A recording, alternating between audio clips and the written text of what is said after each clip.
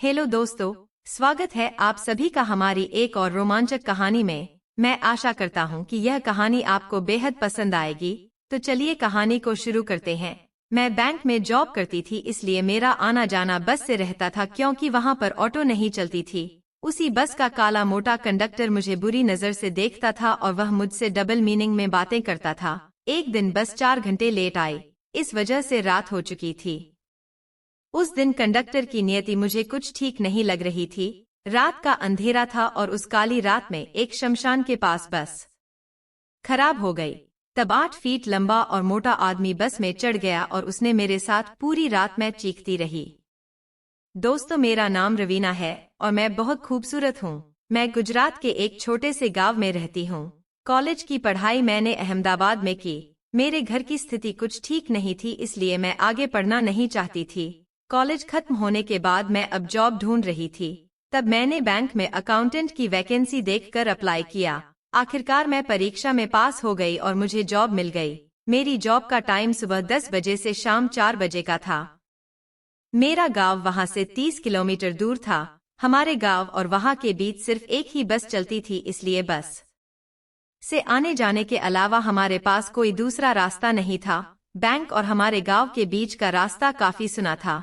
उस वीरान रास्ते में एक बड़ा शमशान भी था। रास्ते में बड़े गड्ढे होने की वजह से ऑटो रिक्शा नहीं चलती थी। बस के ड्राइवर का नाम राजू था और वह दिल का बहुत अच्छा आदमी था। कंडक्टर का नाम मयूर था। वह काफी मोटा और काला था। उसने लंबी मूंछ और दाढ़ी रखी थी। उसके चेहरे से साफ पता चलता था कि वह एक ठरकी आदमी है। पर क्या करें, हमारे पास कोई दूसरा ऑप्शन नहीं था, इसलिए हर दिन हमें उसे झेलना पड़ता था। वह हर दिन लड़कियों को बस में ताड़ता और घूरता रहता था। वह बस में खूबसूरत लड़की देखते ही उसके पास चला जाता और चिपक के बैठ जाता। कई बार तो वह बस में खड़ा रहता और लड़कियों को गलत जगह टच करता। उसकी इन हरकतों को लेकर कोई लड़की उसे जवाब देती तो वह उसे बस से उतार देने की धमकी देता। यह सब कई बार मैंने अपनी आंखों से देखा था, इसलिए हर कोई लड़की उसे इग्नोर करती थी। डेली बस सही समय पर आ जाती थी और मैं अंधेरा होने से पहले घर पहुंच जाती थी। बैंक से मेरे गांव पहुंचने में बस को 1 घंटे का समय लगता था।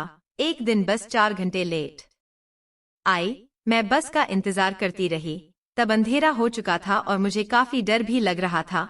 उस दिन बस में काफी भीड़ थी। बस पर चढ़ते ही मुझे पीछे वाली सीट खाली दिखी। मैं खाली सीट देखकर बैठ गई। मेरी बगल वाली सीट पर 50 साल की आंटी बैठी थी। बस में लोग एक दूसरे के सट के खड़े थे।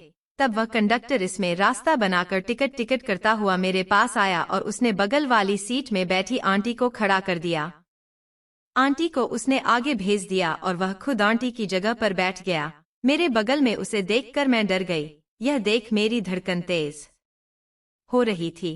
हर बार की तरह इस बार भी वह मेरे साथ डबल मीनिंग में बातें करने लगा।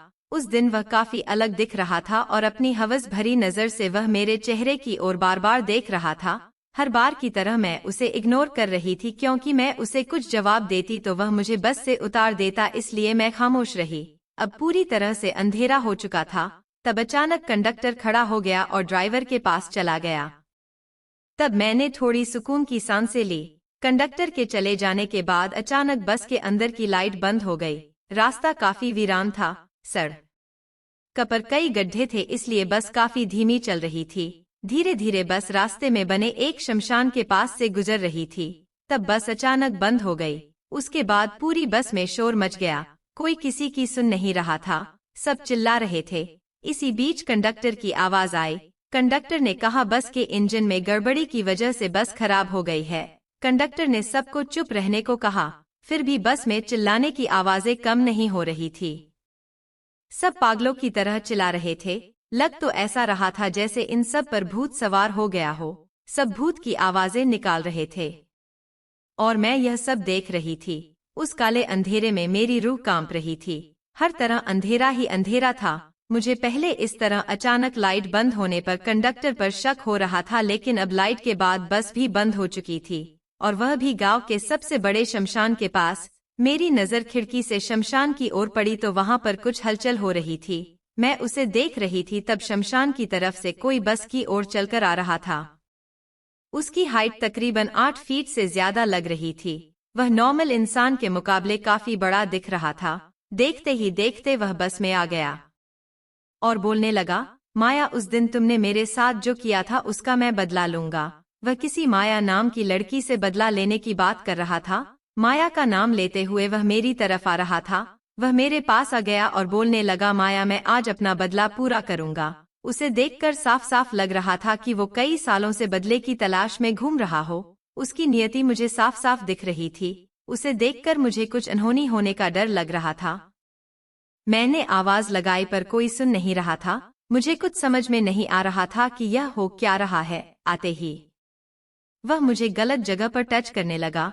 भूखे शेर की तरह थोड़ी ही देर में उसने मुझे अपनी बाहों में जकड़ लिया और मेरे साथ वह सब करने लगा। मैं चीखती चिल्लाती रही लेकिन मेरी आवाज कोई सुन नहीं रहा था। सब लोगों को इस आदमी ने वश में कर लिया था। पूरी रात मेरे साथ यह सब चलता रहा। मैं एक कुंवारी लड़की थी और मैंने अभी तक किसी को गंदी नजर से देखा तक नहीं था। यह सब मेरे साथ पहली बार हो रहा था। दर्द भरी यह रात निकल गई और सुबह हो गई। सुबह होते ही पूरी बस में सन्नाटा छा गया। सब ठीक थे लेकिन मेरी हालत कुछ अच्छी नहीं थी। ड्राइवर ने मैकेनिक को बुलाकर बस को ठीक करवाया।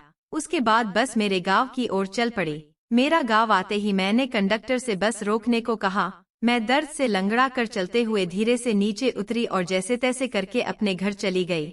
मैं इस घटना को लेकर काफी चौंक गई थी। मुझे समझ में नहीं आ रहा था कि आखिर मेरे साथ यह किसने किया और क्यों किया। रात में मेरे साथ बहुत गलत हुआ। मेरे साथ जो हो चुका था उसके बारे में मैंने किसी को नहीं बताया। यह मैं किसी को बताती तो मेरी इज्जत का क्या होता और मेरे साथ शादी कौन करेगा। यह सोचकर मैंने इस बात को अपने ही मन में दबा दिया। अगर मैं किसी को बताती तो क्या बताती, अगर थाने में जाती तो रिपोर्ट में क्या लिखवाती। मुझे यह भी नहीं पता था कि मेरे साथ जो उस रात हुआ उसमें कोई इंसान था या भूत था। मुझे लग रहा था कि इसमें कंडक्टर का कोई रोल नहीं है क्योंकि वह आदमी इंसान के मुकाबले काफी लंबा और बड़ा था। तो दोस्तों, आपको यह हमारी कहानी कैसी लगी? हमारी कहानी आपको पसंद आती है तो आप हमारी चैनल को सब्सक्राइब करें और वीडियो को लाइक करें। कहानी पूरी देखने के लिए धन्यवाद।